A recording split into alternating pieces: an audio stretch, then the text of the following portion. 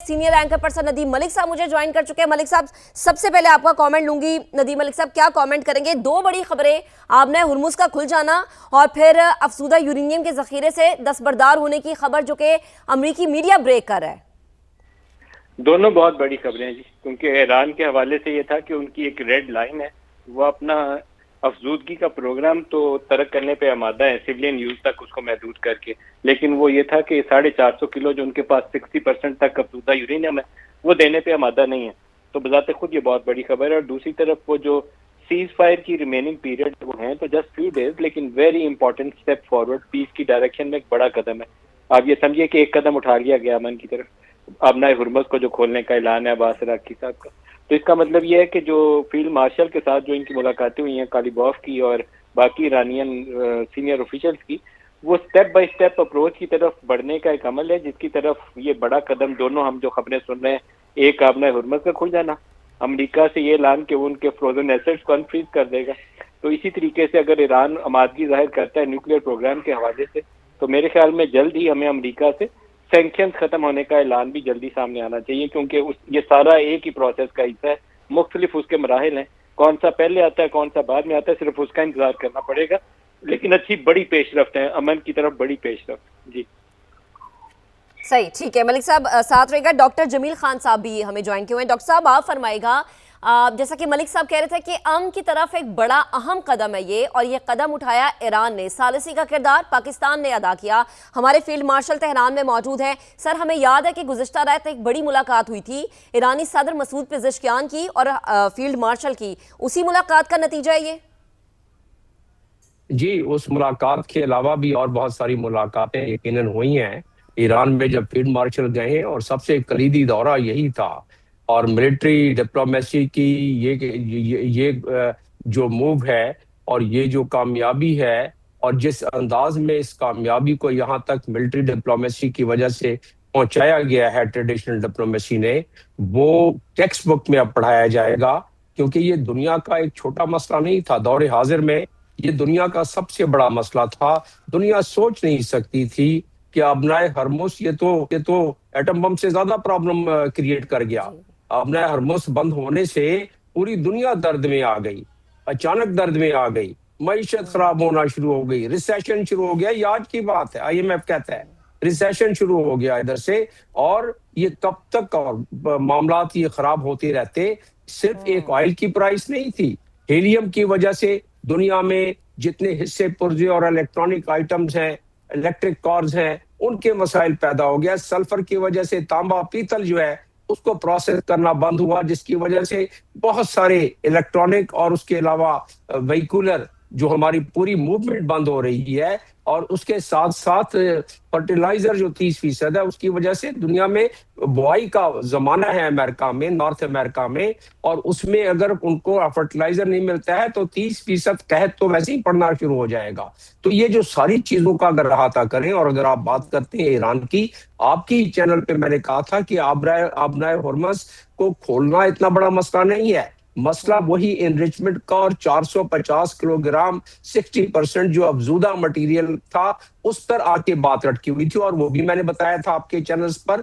और बाकी यकीनन आपके जो तजिया निगार है बताते रहे, वो ये कि इजराइल भी इसी पर अटका हुआ था। अगर 2015 की बात करें या अब की बात करें या उससे पहले की बात करें, तो नेतन्याहू इसी बात पर बज़िद था, एनरिचमेंट पर। लेकिन हुआ क्या? एक तो हमारी कोशिशें काबिशें, जो हमारी उड़ान जो फॉरेन पॉलिसी की शुरू हुई, जिससे एक एतमाद बना, उस एतमाद के बाद ये हमें मौका मिला, उस मौके को हमने खुश असलूबी से निभाया। और खुश असलूबी से निभाने में हमने दुनिया को बताया कि मिलिट्री डिप्लोमेसी किताब में तो पढ़ाई जाती है, उसका प्रैक्टिकल अंदाज ये है, ये हमने दुनिया में बताया। और अब जिस तरह मेरे दोस्त अब्दुल्ला गुल साहब फरमा रहे थे, दुनिया में 3 जनरल आज तक हैं दुनिया की तारीख में। ठीक है डॉक्टर साहब, आपको यहाँ पर रोकेंगे। एक बड़ा ट्वीट आ रहा है जिससे मुतालिक आपको बताएं कि ट्रंप का आबनाए हुर्मुज खोलने पर ईरान से इजहार तशक्कुर, शुक्रिया ईरान। अमेरिकी सदर का सोशल मीडिया पर यह पैगाम, जिससे मुतालिक आपको अपडेट कर रहे हैं कि ट्रंप का अपने हुर्मुज खोलने पर ईरान से इजहार तशक्कुर। सुपर पावर अमेरिका जिसके सदर डोनाल्ड ट्रंप जिन्होंने एक ट्वीट किया है और उस ट्वीट में उन्होंने बाकायदा ईरान का शुक्रिया अदा किया है। लिख रहे हैं कि शुक्रिया ईरान। अमेरिकी सदर का सोशल मीडिया पर यह पैगाम जिससे मुतालिक आपको अपडेट कर रहे हैं। और ट्रंप का आपने हुर्मुज खोलने पर ईरान से इजहार तशक्कुर। ये जो अमेरिकी सदर डोनाल्ड ट्रंप ने ईरान से शुक्रिया किया है वो ट्वीट इस वक्त समा अपने नाजरीन को दिखा रहा है और बाकायदा तौर पर ईरान का शुक्रिया अदा किया गया है। आम की जानिब एक कदम ईरान ने उठाया, इसका सालिस है पाकिस्तान और इस पर अब शुक्रिया हमें करता नजर आ रहा है अमेरिका। और अब हम आपको दिखाते हैं और बता रहे हैं आपने हुर्मुज की जरा डिटेल। आपने हुर्मुज से तिजारती जहाज़ों की आमदोरफ्त शुरू हो गई है।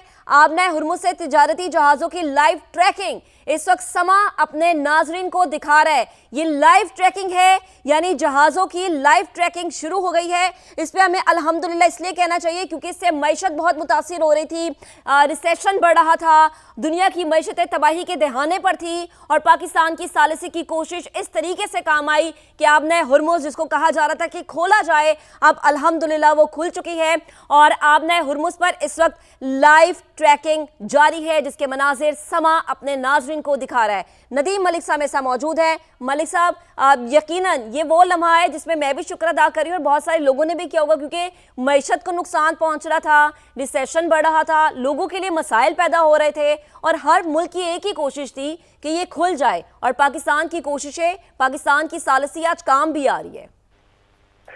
शुक्र है कि ट्रंप के मुंह से कोई अच्छे अल्फाज निकले हैं क्योंकि अभी तक उनकी कोशिशों से सिर्फ मार्केट में आग ही लगती रही है, तबाही होती रही है। तो अगर कोई अच्छे अल्फाज उनके मुंह से निकले हैं तो उसका भी शुक्रिया अदा उनका भी करना चाहिए कि बहुत मेहरबानी आपकी। ट्रंप के जितने बयान थे उससे ऑयल प्राइसेस दुनिया में उनको आग लगी हुई थी। तो अभी मुझे किसी ने एक छोटा सा कॉमेंट शेयर किया है, बड़ा इंपॉर्टेंट है। उन्होंने कहा ट्रंप के बयान से $100 के ऊपर तेल की कीमत गई थी, अब्बास अराक्ची के एक स्टेटमेंट से 10% नीचे आ गई है। तो इट इज़ वेरी सिग्निफिकेंट। $100 से सीधा 85 पे आ गई है, कोई 10-12% डिक्लाइन आ गई है। आज इनके एक ट्वीट के बाद ये बात राखी के पिछले लास्ट फ्यू मिनट्स या आवर्स के कपल ऑफ आवर्स के अंदर ही 10% रिडक्शन है इंटरनेशनल ऑयल प्राइसेस में। WTI जो अमेरिकी खाम माल, वो अमेरिकी मंडी का तेल है, उसकी कीमत में इतना डिक्लाइन है। तो ये पीस की तरफ जैसे जैसे एक कदम उठाएंगे वैसे वैसे मार्केट स्टेबलाइज होनी शुरू हो जाएगी। एकदम से दोबारा $60 पे तो जाने का इम्कान नहीं है, it will take some time, लेकिन मार्केट में इस्तेहकाम आना शुरू हो जाएगा। वो जो रोजाना 100 से ऊपर जाती थी, 102, 104, 110 को टच करती थी, अगर ये पीस एग्रीमेंट जल्द साइन हो जाता है तो होपफुली ये बिलो 80 सेटल हो जाएगी प्राइस किसी लेवल के ऊपर। ट्रंप के बयान से एक चीज और भी जाहिर होती है कि ये बड़ी सिंक्रोनाइज स्टेटमेंट्स है। एक ऐलान आता है तेहरान से तो दूसरा ऐलान आता है वाशिंगटन से।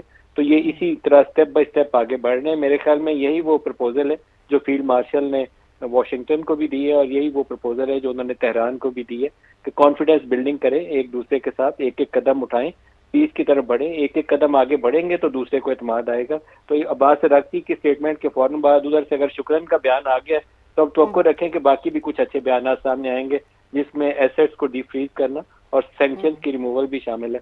तो बड़ी अच्छी सिग्निफिकेंट डेवलपमेंट है। अल्लाह करे कि ये पेशरफ्त सही समत में ही आगे बढ़े। तो दरमियान में डर लगा रहता है कि वो जो स्पॉइलर है बहुत बड़ा इसराइल, वो कोई ऐसी साजिश ना करे कि कोई मिसाइल पैदा कर दे। बहुत तेजी के साथ इन्हें अब आगे बढ़ जाना चाहिए, ज्यादा इसको ताखीर का शिकार नहीं करना चाहिए।